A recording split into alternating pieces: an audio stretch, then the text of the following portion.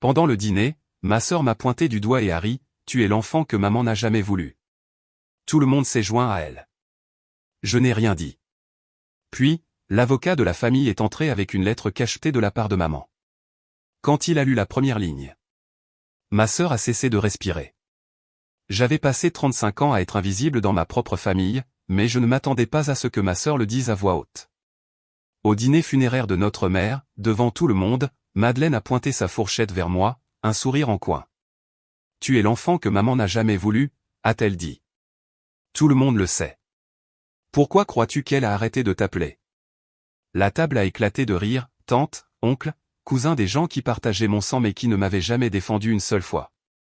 Je sentais leur regard ramper sur ma peau, apitoyé, moqueur, confirmant tout ce que Madeleine disait.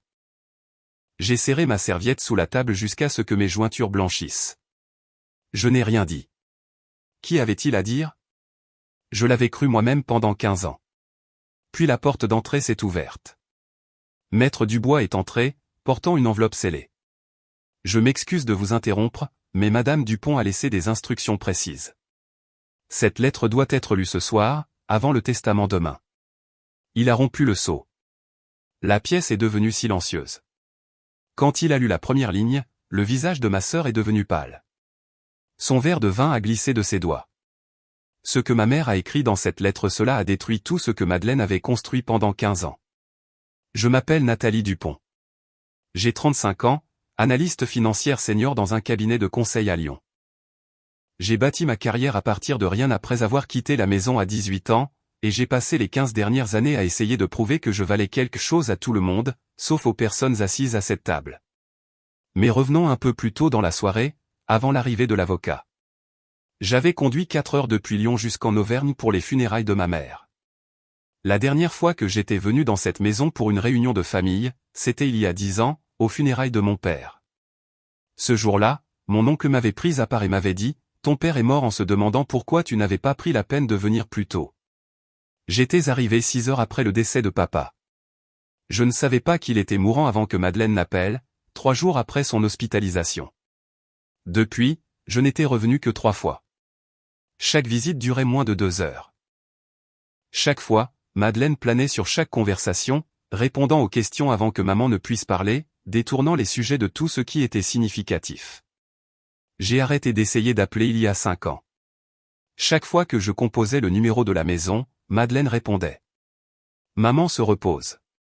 Maman n'a pas envie de parler. Maman a dit qu'elle avait besoin d'espace. Après des dizaines de conversations de ce genre, j'ai renoncé au téléphone. Mais je n'ai jamais cessé d'écrire. Chaque mois, pendant 15 ans, j'ai envoyé une lettre à cette adresse. J'écrivais sur ma vie, mon travail, ma solitude. Je posais des questions.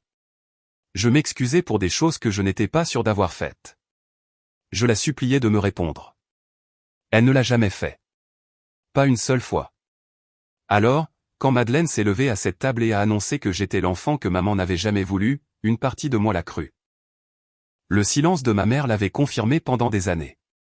Ce que je ne pouvais pas comprendre, c'était pourquoi Madeleine continuait de mentir sur le reste. Nous avons tellement essayé de l'inclure, a dit Madeleine aux parents réunis autour de la table, en s'épongeant les yeux avec une serviette. Je l'appelais tous les mois. J'écrivais des lettres. Je la suppliais de rentrer pour Noël, pour l'anniversaire de maman, pour n'importe quoi. Elle avait toujours une excuse. Sa carrière passait en premier. Elle a soupiré de façon dramatique. Maman est morte en espérant toujours que Nathalie reviendrait vers nous. Je suis resté figé. Je n'avais jamais reçu un seul appel de Madeleine. Pas une seule lettre. Pas une seule invitation. Mais que pouvais-je dire? Toute la famille croyait déjà à sa version. Ils y croyaient depuis 15 ans. Puis tante Hélène s'est approchée de moi. C'était la sœur cadette de ma mère, une femme que je connaissais à peine, qui vivait sur la Côte d'Azur et venait rarement. Elle m'a touché le bras et a murmuré, « Nathalie, as-tu déjà reçu mes cartes d'anniversaire? J'en envoyais une chaque année. Madeleine m'avait donné ton adresse. Je l'ai dévisagée. Je n'ai jamais reçu de carte de ta part, tante Hélène. » Son visage a changé. Quelque chose a vacillé dans ses yeux de la confusion, puis quelque chose de plus sombre.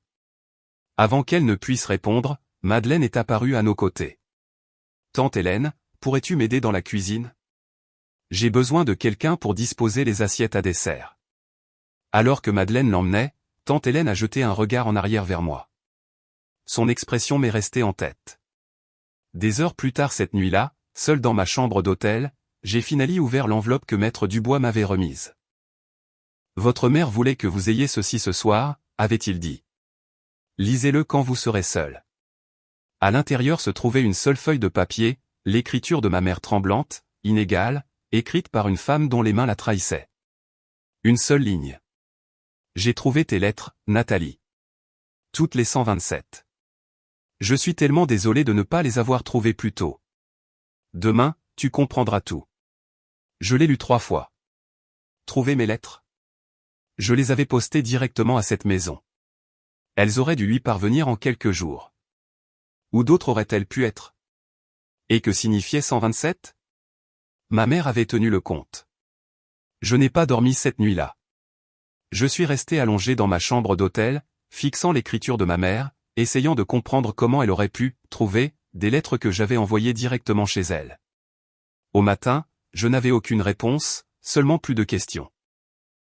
Mais je savais une chose avec certitude, quoi qu'il se passait dans cette maison, ce n'était pas ce que j'avais cru pendant 15 ans. La lecture du testament était prévue pour 10 heures. Je suis arrivé à 9h45 pour trouver le salon déjà aménagé avec des chaises pliantes. Madeleine était assise au premier rang, vêtue de noir, un paquet de mouchoirs à la main. Elle s'était positionnée comme la fille endeuillée, celle qui avait tout sacrifié. Les parents sont entrés derrière elle, les mêmes personnes qui avaient ri de moi la veille. Ils évitaient maintenant mon regard. Peut-être sentaient-ils que quelque chose avait changé, ou peut-être ne se souciaient-ils tout simplement pas assez pour me reconnaître. Maître Dubois se tenait à l'avant de la pièce avec un dossier en cuir et une petite boîte en carton. Il a attendu que tout le monde soit assis, puis s'est éclairci la gorge. Merci à tous d'être ici. Le testament de Madame Dupont comporte 3 parties, chacune avec des conditions spécifiques de divulgation. Nous commencerons par la première partie, qui couvre les objets personnels et les legs mineurs. Il a ouvert le dossier et a commencé à lire. Les bijoux seraient partagés équitablement entre les membres de la famille. La voiture de maman irait à Madeleine, pour ses besoins de transport. Quelques meubles étaient attribués à des cousins. Puis maître Dubois a fait une pause et m'a regardé directement. À ma fille Nathalie, je lègue la boîte en bois de ma mère et tout le contenu du classeur verrouillé dans mon bureau. Elle recevra la clé de maître Dubois et l'ouvrira quand elle le souhaitera. J'ai vu les épaules de Madeleine se détendre légèrement. Une boîte en bois et quelques vieux dossiers. Elle pensait probablement que je n'avais rien reçu de valeur. Mais maître Dubois n'avait pas terminé. Madame Dupont a été très précise à propos de ce legs. Elle l'a appelé la vérité que Nathalie méritait de savoir. La tête de Madeleine s'est tournée brusquement vers l'avocat, son visage pâle. Maître Dubois m'a tendu une petite clé et a fait un geste vers la boîte en bois sur la table à côté de lui.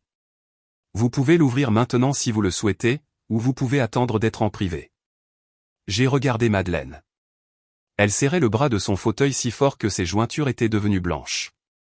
J'ai décidé que je voulais voir ce qu'il y avait à l'intérieur pendant qu'elle regardait. J'ai marché jusqu'à la table et j'ai soulevé le couvercle de la boîte en bois. À l'intérieur se trouvait une lettre manuscrite et un petit album photo. J'ai d'abord ouvert l'album. Les pages étaient remplies de 15 ans de ma vie, des coupures de journaux sur mes promotions, des captures d'écran imprimées de mon profil professionnel en ligne, des photos qui avaient été prises à distance lors de mes 3 brèves visites à la maison. Il y avait une photo de moi debout dans l'allée, regardant la maison. Je me souvenais de ce moment. J'avais été sur le point de frapper à la porte. Je n'ai jamais su que ma mère m'observait depuis la fenêtre. Sa lettre était glissée à l'arrière de l'album. Je l'ai dépliée avec des mains tremblantes. Nathalie, je pensais que tu me détestais. Je pensais que tu ne voulais pas de moi dans ta vie. Madeleine me disait que tu disais des choses terribles sur moi, que j'étais un fardeau, que tu étais heureuse d'être libérée de cette famille. Je l'ai cru parce que tu n'as jamais appelé, jamais écrit, jamais répondu à quoi que ce soit que j'envoyais. Alors je t'ai observé de loin. J'ai collectionné chaque trace de toi que je pouvais trouver. J'étais si fier de toi, ma chérie. Je ne savais juste plus comment t'atteindre. Je suis tellement désolé d'avoir cessé d'essayer. J'avais du mal à respirer. Ma mère pensait que je ne lui avais jamais écrit. Elle pensait que je l'avais traité de fardeau. Rien de tout cela n'était vrai. J'avais écrit 127 lettres. Je n'avais jamais dit un mot cruel à son sujet de ma vie. Quelqu'un nous avait menti à toutes les deux. J'ai pris la clé de Maître Dubois et je suis allé dans le bureau de ma mère. Le classeur était vieux, lourd, fermé par un simple mécanisme qui s'est ouvert avec un déclic quand j'ai tourné la clé. À l'intérieur se trouvaient 2 épaisses piles d'enveloppes. La première pile contenait des lettres que ma mère m'avait écrites, timbrées, adressées, prêtes à être postées. Chacune avait été ouverte. Certaines avaient des notes agrafées, de l'écriture de Madeleine, retournée, mauvaise adresse, non distribuable, adresse inconnue. Mais en les examinant de plus près, j'ai remarqué quelque chose d'étrange. Il n'y avait aucune marque postale, aucun timbre oblitéré par la poste. Ces lettres n'avaient jamais été postées. Elles avaient été prises dans le courrier à envoyer et retournées à ma mère avec des mensonges attachés. La deuxième pile a fait s'arrêter mon cœur. C'étaient mes lettres, les 127 lettres que j'avais envoyées en 15 ans. Chacune avait été ouverte et lue. La note de ma mère était scotchée en haut de la pile. J'ai trouvé celle-ci dans le coffre-fort de Madeleine il y a 2 ans. Elle a gardé chaque lettre que tu m'as envoyée. Je n'en ai jamais vu une seule avant de les trouver moi-même. Je me suis assise par terre dans le bureau de ma mère et j'ai étalé les preuves autour de moi. Ma formation a pris le dessus. Pendant 10 ans, j'avais analysé la fraude d'entreprise, transactions cachées, dossiers falsifiés, stratagèmes élaborés conçus pour tromper. Je savais comment trouver des schémas dans le chaos, et les schémas ici étaient indéniables. Les dates sur mes lettres correspondaient exactement à mes souvenirs. Les lettres que ma mère avait essayé d'envoyer n'avaient aucune preuve postale car elle n'avait jamais quitté la maison. Madeleine avait intercepté le courrier sortant et dit à notre mère que les lettres étaient retournées. Elle avait intercepté le courrier entrant et caché mes lettres dans son coffre-fort. Au fond du classeur, j'ai trouvé des relevés téléphoniques que ma mère avait conservés, des journaux détaillés des appels qu'elle avait passés à mon numéro à Lyon. Des dizaines. Chaque relevé indiquait l'appel comme connecté pendant plusieurs minutes, mais je n'avais jamais reçu ces appels. J'ai pensé à toutes les fois où Madeleine avait répondu au téléphone de la maison quand j'appelais. Maman ne veut pas parler maintenant. J'ai réalisé que cela fonctionnait dans les deux sens. Quand ma mère m'appelait, quelqu'un devait répondre et prétendre que je n'étais pas disponible, ou se faire passer pour quelqu'un d'autre. Madeleine avait contrôlé les deux bouts de la communication pendant 15 ans. Je suis retourné au salon, hébété. La famille faisait une pause, déambulant avec des tasses de café. J'ai vu Madeleine dans le couloir, son téléphone collé à l'oreille, sa voix basse et tendue. Non, tu ne comprends pas. Elle a le classeur. Je ne sais pas ce qu'il y a dedans. J'ai besoin que tu... Elle a levé les yeux et m'a vu l'observer. Elle a mis fin à l'appel immédiatement et a fourré le téléphone dans sa poche. Son visage était de la couleur du papier. Puis tante Hélène est apparue à côté de moi. Elle m'a pris doucement le bras et m'a conduite vers la cuisine, loin des autres. Nathalie, il y a quelque chose que je dois te dire. Il y a 2 ans, ta mère m'a appelé. Elle pleurait si fort que je pouvais à peine la comprendre. Elle a dit qu'elle savait enfin pourquoi tu ne répondais jamais à ses lettres. Elle avait trouvé quelque chose. Elle ne voulait pas me dire quoi, mais elle a dit que tout ce qu'elle croyait sur toi était un mensonge. Les yeux de tante Hélène se sont remplis de larmes. Elle m'a fait promettre de ne le dire à personne, surtout pas à Madeleine, jusqu'au bon moment. Elle a dit qu'elle devait rassembler des preuves. Elle a dit qu'elle devait te protéger. Tante Hélène a serré ma main. Je pense que c'est le bon moment. J'avais passé une décennie à analyser la fraude d'entreprise, transactions cachées, dossiers falsifiés, dissimulations élaborées conçues pour voler de l'argent et détruire la confiance. Je n'aurais jamais imaginé trouver les mêmes schémas dans ma propre famille. Mais les preuves ne mentaient pas. Pendant 15 ans, ma sœur avait mené une machination plus élaborée que tout ce que j'avais vu dans ma carrière professionnelle. Elle avait volé ma relation avec ma mère. Elle nous avait fait croire à toutes les deux que l'autre avait abandonné. Et les lettres n'étaient que le début. Lorsque la famille s'est réunie après la pause, Maître Dubois a annoncé que nous allions maintenant passer à la deuxième partie du testament. Il a expliqué que cette section contenait une déclaration formelle que ma mère avait préparée, destinée à être lue à haute voix à toutes les personnes présentes. Madeleine s'est agitée sur son siège. Je l'observais de l'autre côté de la pièce. Elle ne m'avait pas regardé depuis qu'elle m'avait vu dans le couloir pendant son appel téléphonique. Ses mains tremblaient légèrement. Elle savait que quelque chose se préparait, elle ne savait tout simplement pas à quel point ma mère avait découvert de choses. Maître Dubois a mis ses lunettes de lecture et a sorti un document de son dossier. Ceci est la déclaration de Madame Dupont, notariée et attestée il y a 18 mois. Elle a demandé que je la lise dans son intégralité, sans interruption. Il s'est éclairci la gorge et a commencé. Pendant 15 ans, j'ai cru que ma plus jeune fille m'avait abandonné. J'ai cru qu'elle ne m'aimait pas. J'ai cru qu'elle avait choisi sa carrière plutôt que sa famille et n'avait aucun intérêt à faire partie de ma vie. J'avais tort sur toute la ligne. Ma fille Nathalie ne m'a jamais abandonné. Elle m'a été volée par ma propre fille aînée, Madeleine. La pièce est devenue complètement silencieuse. Je pouvais entendre quelqu'un retenir son souffle. Maître Dubois a continué à lire. Madeleine m'a dit que Nathalie ne voulait pas avoir de mes nouvelles. Quand j'essayais d'appeler Nathalie, Madeleine répondait au téléphone et se faisait passer pour une inconnue. Elle disait que Nathalie avait tourné la page, ou que Nathalie n'était pas disponible et ne souhaitait pas être contactée. Je ne savais pas que Madeleine avait accès aux informations téléphoniques de Nathalie. Je ne savais pas qu'elle interceptait mes appels. J'ai cru ce qu'on me disait parce que je faisais confiance à ma fille. Le visage de Madeleine était passé du pâle au gris. Elle a ouvert la bouche pour parler, mais Maître Dubois a levé la main et a continué à lire. Chaque lettre que j'ai écrite à Nathalie, je l'ai placée dans le courrier à envoyer près de la porte d'entrée. Madeleine prenait ces lettres avant l'arrivée du facteur. Elle me les rendait quelques jours plus tard en me disant qu'elles avaient été renvoyées, adresse inconnue, non distribuable, retour à l'expéditeur. Je l'ai cru.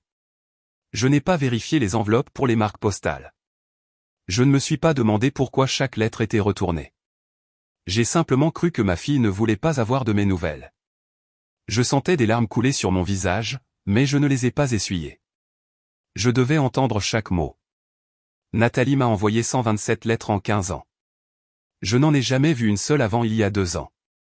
Madeleine a intercepté chaque lettre que Nathalie a envoyée à cette maison. Elle les a ouvertes, lui est rangée dans son coffre-fort personnel. Je n'ai découvert cela que lorsque Madeleine a oublié de verrouiller son coffre-fort lors d'une urgence médicale.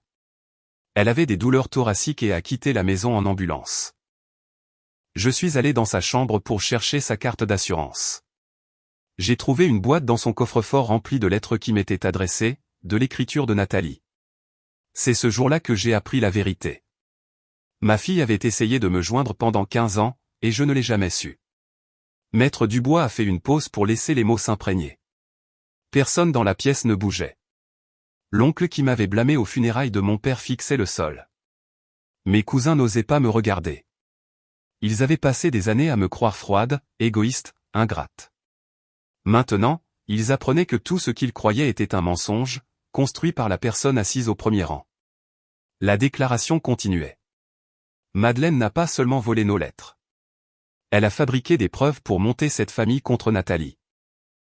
Quand mon mari a été hospitalisé il y a 10 ans, Madeleine a attendu 3 jours avant de contacter Nathalie.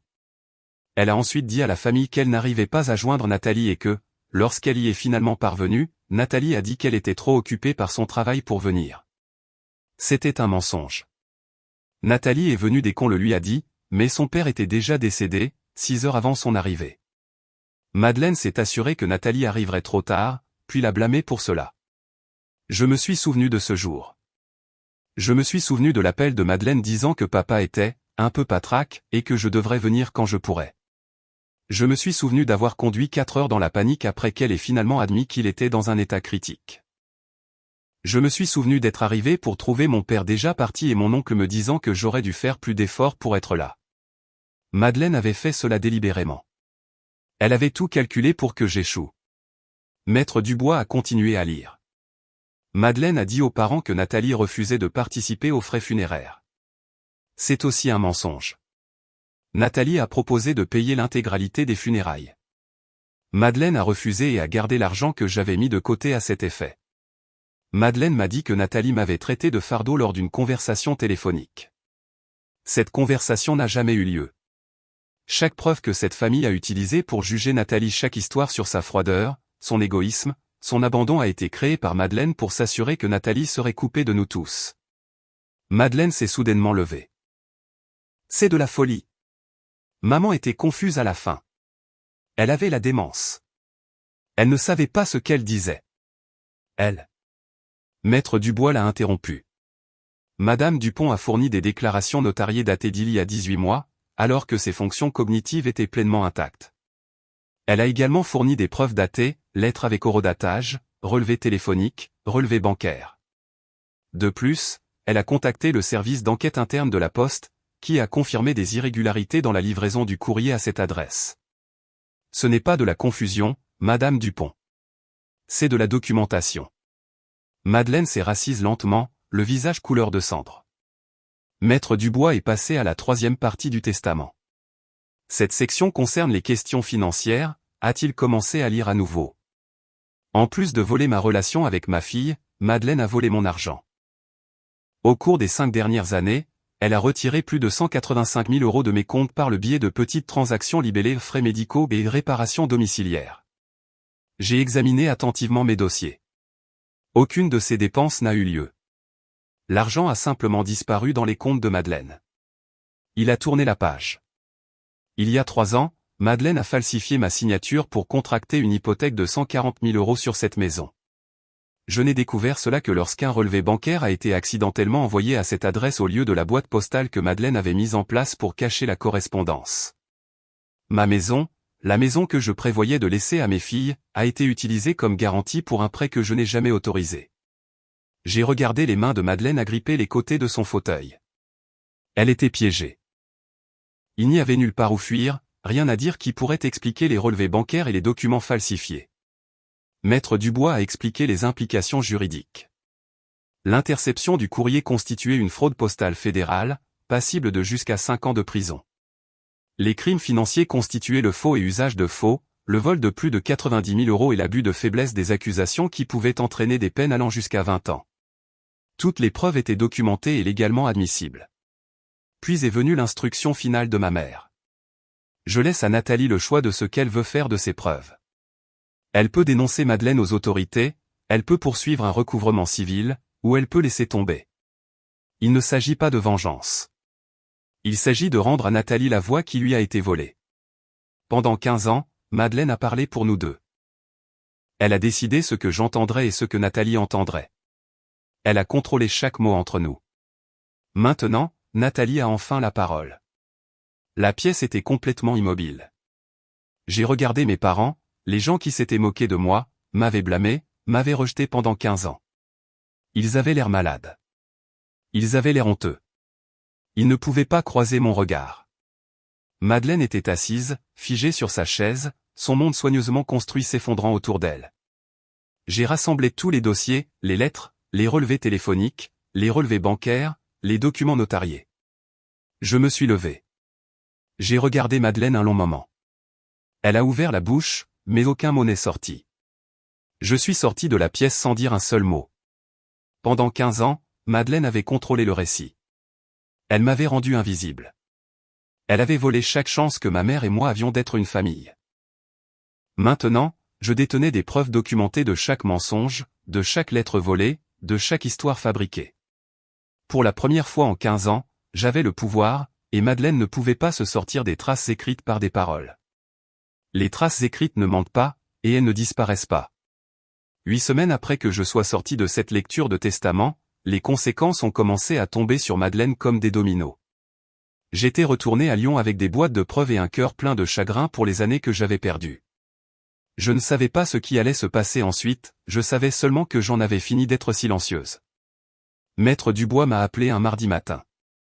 Sa voix était mesurée, mais je pouvais entendre quelque chose comme de la satisfaction en dessous. Il m'a dit que le service d'enquête interne de la Poste avait ouvert une enquête formelle pour fraude postale. C'était maintenant une affaire sérieuse, complètement hors de mon contrôle. Les preuves que ma mère avait rassemblé, les lettres interceptées, les fausses notifications de retour, les relevés téléphoniques avaient été suffisantes pour déclencher une affaire indépendante. Madeleine serait interrogée par des enquêteurs dans le mois. La peine potentielle pour fraude postale était de jusqu'à 5 ans de prison. Maître Dubois m'a également informé que la banque avait découvert les signatures falsifiées sur les documents hypothécaires. Il poursuivait une action civile contre Madeleine pour fraude. Le privilège sur la maison de ma mère serait levé après que les procédures judiciaires aient confirmé la falsification, mais Madeleine serait tenue de rembourser l'intégralité des 140 000 €, plus les pénalités et les frais juridiques. Si elle ne pouvait pas payer, ses propres actifs seraient saisis. Enfin, le procureur de la République avait porté des accusations d'abus de faiblesse et de vol. Les preuves documentées étaient accablantes, relevés bancaires, reçus falsifiés, notes de frais falsifiées s'étalant sur 5 ans. La date du procès de Madeleine était fixée à 3 mois. En cas de plaider coupable, elle risquait de 3 à 7 ans de prison. Si elle choisissait d'aller au procès et perdait, elle pourrait encourir jusqu'à 15 ans. J'ai écouté tout cela en silence. Une partie de moi se sentait engourdie. Une partie de moi ressentait quelque chose que je ne m'étais pas autorisé à ressentir depuis très longtemps, la justification. Pas de la joie, pas de la satisfaction, juste la reconnaissance tranquille que la vérité avait enfin été dite, et que la personne qui avait volé ma vie allait en répondre. Les conséquences sociales sont venues ensuite. La nouvelle s'était répandue dans la famille comme une traînée de poudre.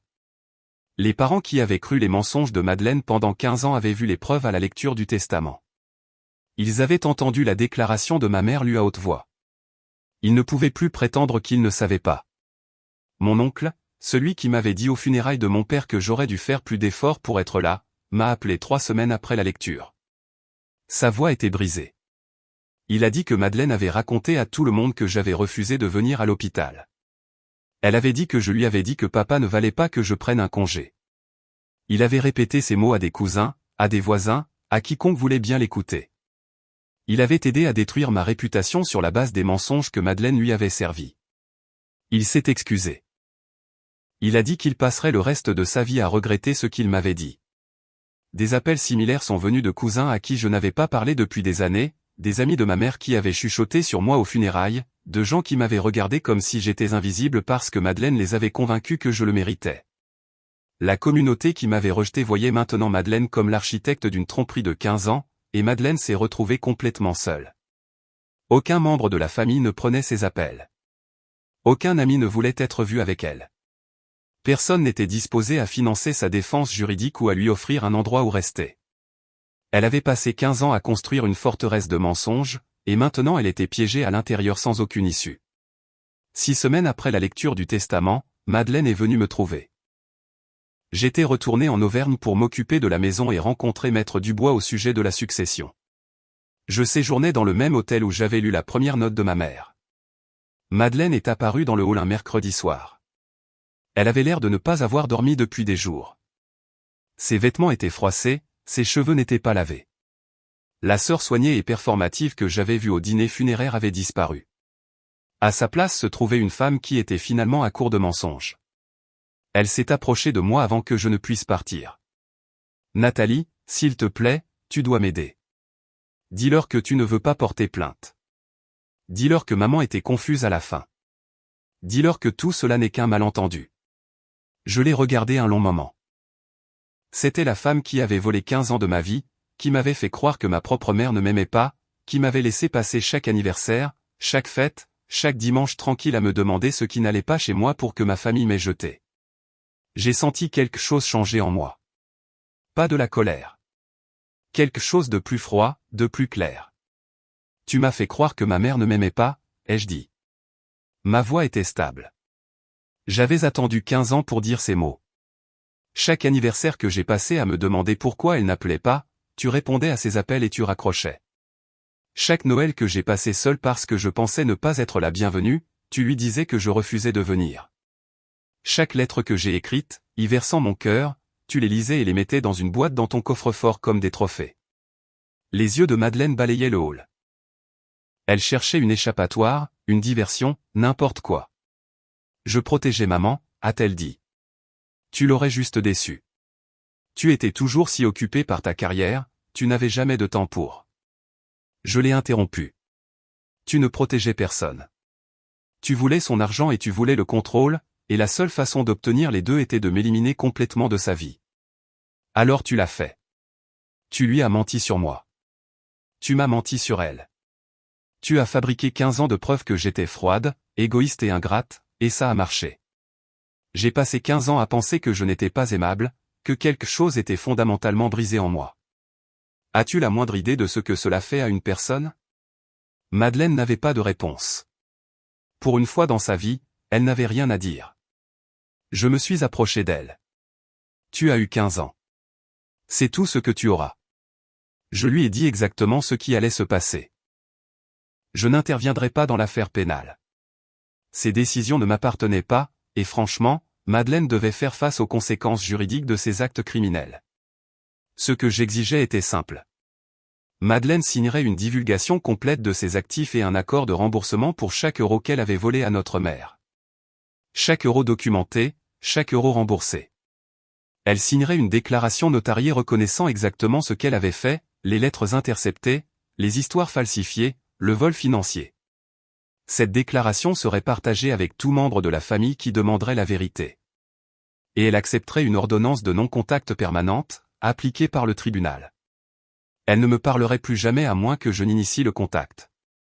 Elle ne viendrait jamais chez moi, sur mon lieu de travail, ou dans tout autre endroit où je choisirais d'être. J'en avais fini de porter son fardeau. J'en avais fini d'être la victime de ses stratagèmes. Ce n'était pas du pardon. Je ne lui pardonnerai jamais. Ce n'était pas de la pitié. Elle n'en méritait aucune. C'était moi, refusant de passer un autre moment de ma vie défini par ce que Madeleine m'avait fait. Le système judiciaire s'occuperait de la punition, je m'occuperais de ma propre guérison. Madeleine a tout signé. Elle n'avait pas le choix.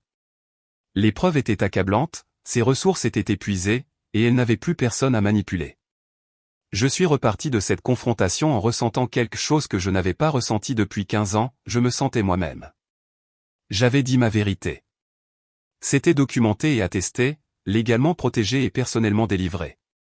Mais il restait encore une enveloppe, celle que ma mère avait étiquetée, pour Nathalie seulement, quand justice sera faite. Maître Dubois l'avait gardée pour moi, attendant le bon moment. J'étais enfin prête à l'ouvrir. Ce qu'elle contenait ne concernait pas du tout Madeleine. Il s'agissait de la question que je portais depuis l'enfance, la question qui avait façonné chaque année solitaire de ma vie d'adulte, ma mère m'avait-elle jamais vraiment aimé? J'avais porté cette question pendant 35 ans. Je me l'étais murmuré lors d'anniversaires solitaires. Je me l'étais demandé chaque matin de Noël en me réveillant seul dans mon appartement à Lyon. Je l'avais posé dans 127 lettres que je pensais rester sans réponse. Maintenant, 6 mois après la lecture du testament, j'étais enfin prête à entendre la réponse. Maître Dubois m'avait donné l'enveloppe lors de notre dernière réunion au sujet de la succession. Elle était épaisse, plus lourde que les autres, avec l'écriture de ma mère sur le devant, pour Nathalie seulement, quand justice sera faite. Il m'a dit que ma mère avait été très précise sur le moment. Elle voulait que je lise ceci seulement après que tout le reste ait été résolu. J'ai ramené l'enveloppe à ma maison maintenant et je me suis assise au bureau de ma mère, le même bureau où elle avait écrit toutes ces lettres qui ne m'étaient jamais parvenues. J'ai ouvert l'enveloppe avec précaution. À l'intérieur se trouvait une lettre épaisse, des pages et des pages de l'écriture de ma mère, et une petite clé USB. J'ai d'abord lu la lettre. Elle commençait par mon enfance. Ma mère écrivait sur le jour de ma naissance, comment j'étais venu au monde en hurlant et n'avais pas arrêté pendant 3 heures. Elle écrivait sur mes premiers pas, mes premiers mots, la façon dont je la suivais dans le jardin en demandant le nom de chaque fleur. Elle écrivait à quel point elle était fière quand j'étais entré à l'université, comment elle avait pleuré quand j'étais parti pour Lyon parce qu'elle savait que j'allais faire quelque chose d'important de ma vie. Puis la lettre a changé de ton. Elle écrivait sur les années de silence. Je pensais que tu me détestais, Nathalie. Madeleine n'arrêtait pas de me raconter des choses que tu avais dites, que j'étais un fardeau, que tu avais tourné la page et ne voulais pas regarder en arrière.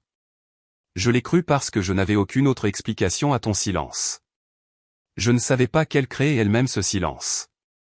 Les pages suivantes décrivaient la nuit où ma mère a trouvé les lettres. Je cherchais la carte d'assurance de Madeleine pendant son urgence médicale. J'ai trouvé une boîte dans son coffre-fort contenant 127 lettres qui m'étaient adressées, toutes de ton écriture. Je me suis assise sur le sol de Madeleine et je les ai lues une par une. Cette nuit-là, j'ai appris tes promotions, tes peines de cœur, la vie que tu as construite. J'ai appris que tu demandais de mes nouvelles dans chaque lettre. Tu n'as jamais cessé d'être ma fille, Nathalie. Je ne le savais juste pas. Et tu n'as jamais su que j'essayais tout aussi fort de t'atteindre. L'écriture de ma mère devenait plus tremblante vers la fin. Madeleine n'a pas seulement volé mon argent. Elle t'a volé à moi, et moi à toi. Elle a volé 15 ans que je ne pourrai jamais récupérer. Je ne lui pardonnerai jamais pour cela. Mais j'ai besoin que tu saches quelque chose. Je t'ai aimé chaque jour de ces 15 années. J'ai pensé à toi chaque jour. J'ai regardé ta photo chaque matin en me demandant ce que tu faisais. S'il te plaît, pardonne-moi de ne pas m'être battu plus fort. S'il te plaît, pardonne-moi d'avoir cru les mensonges au lieu de faire confiance à mon propre cœur. Tu n'as jamais été mal aimé. Pas un seul instant. J'ai posé la lettre et j'ai pris la clé USB. La clé contenait des fichiers audio, des dizaines, datés des 18 derniers mois de la vie de ma mère, des mémos vocaux qu'elle avait enregistrés en secret quand Madeleine n'était pas à la maison. J'ai appuyé sur lecture pour le premier. La voix de ma mère a rempli la pièce. Elle était plus faible que dans mon souvenir, mais c'était elle. Elle parlait du temps, du jardin, d'un livre qu'elle lisait. Des choses simples, des choses de tous les jours, les choses qu'une mère dirait à sa fille si elle se parlait régulièrement. J'ai écouté enregistrement après enregistrement. Elle m'a raconté des histoires sur mon père que je n'avais jamais entendues. Elle m'a donné des conseils sur le travail, sur les relations, sur la vie. Elle s'est excusée encore et encore pour les années que nous avions perdues. Elle m'a dit qu'elle était fière de moi. Elle m'a dit qu'elle m'aimait. Le dernier enregistrement était daté de 3 jours avant sa mort. Sa voix était à peine un murmure. Nathalie, je ne sais pas si je vivrai assez longtemps pour que tu reçoives ceci, mais j'ai besoin que tu entendes ma voix dire ce que j'aurais dû me battre plus fort pour dire. Tu n'as jamais été la fille qui est partie, tu as été la fille qui a continué d'essayer. J'ai été la mère qui n'a pas essayé assez fort. J'aurais dû conduire jusqu'à Lyon dès que quelque chose m'a semblé bizarre. J'aurais dû faire confiance à mes instincts plutôt qu'aux explications de Madeleine. Je t'ai laissé tomber, et je suis tellement désolé. Mais je t'aimais, Nathalie. Je t'ai toujours aimé. S'il te plaît, souviens-toi de ça. Pas du silence, mais de l'amour qui se cachait en dessous. Je suis restée assise à ce bureau et j'ai pleuré jusqu'à ne plus avoir de larmes. Les procédures judiciaires se sont terminées 2 mois plus tard. Madeleine a plaidé coupable d'abus de faiblesse et de fraude postale pour éviter un procès qu'elle savait perdu d'avance. Le juge l'a condamnée à 18 mois de prison ferme, suivi de 5 ans de probation. Elle a été condamnée à rembourser intégralement tous les fonds volés. Son casier judiciaire la suivra pour le reste de sa vie. L'hypothèque frauduleuse sur la maison a été annulée par décision de justice. La maison m'appartenait, libre de toute dette. Les actifs restants de Madeleine ont été liquidés pour payer ce qu'elle devait. Quand elle sera libérée, elle recommencera à zéro, aucune famille prête à l'accueillir, aucune communauté qui lui fait confiance, aucun récit qu'elle peut contrôler. Qu'elle apprenne de cela ou qu'elle passe sa vie à blâmer les autres n'est plus mon problème. J'ai gardé la maison. Je l'ai rénovée lentement, pièce par pièce, me l'appropriant tout en honorant ce que ma mère avait construit. Son bureau se trouve dans un petit bureau que j'ai créé à partir de la chambre d'amis. Les 127 lettres sont conservées dans des boîtes d'archives sur l'étagère au-dessus. Elles ne sont plus des preuves de vol, elles sont la preuve d'un amour persistant. J'ai organisé un petit dîner le mois dernier avec tante Hélène et quelques cousins qui m'ont contacté avec un remords sincère. Nous reconstruisons des liens sur des bases honnêtes.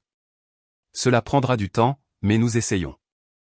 J'écoute souvent les enregistrements vocaux de ma mère, non pas pour m'attarder sur ce qui a été perdu, mais pour m'accrocher à ce qui a toujours été là, en dessous.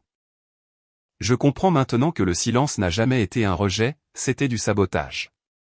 L'amour de ma mère n'était pas absent, il était intercepté. Cela n'efface pas les années perdues. Cela ne guérit pas complètement la blessure. Mais cela recadre tout. Je ne suis pas la fille qui a été abandonnée.